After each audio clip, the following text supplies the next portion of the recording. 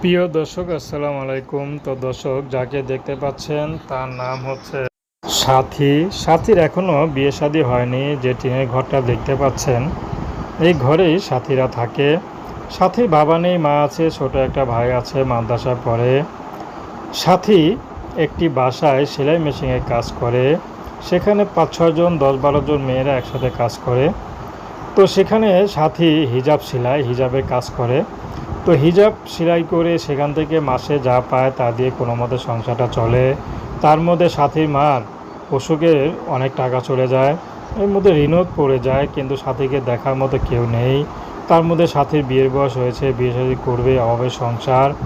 যারাই বিয়ে করতে আসে তারাই শুধু যৌতুক চায়। জন্য সাথী এখন ইউটিউবে এসেছেন, যদি ভালো একটা জীবনসঙ্গী পায় তাহলে বিয়ে শাদী করবে। সে যেমনই হোক না কেন, হোক সে বিবাহিত, বয়স বেশি, তাতে কোনো সমস্যা নেই। যদি সাথীকে আপন করে নিতে পারে সাথী রাজি আছে। তো প্রেম ভালোবাসা আপনাদের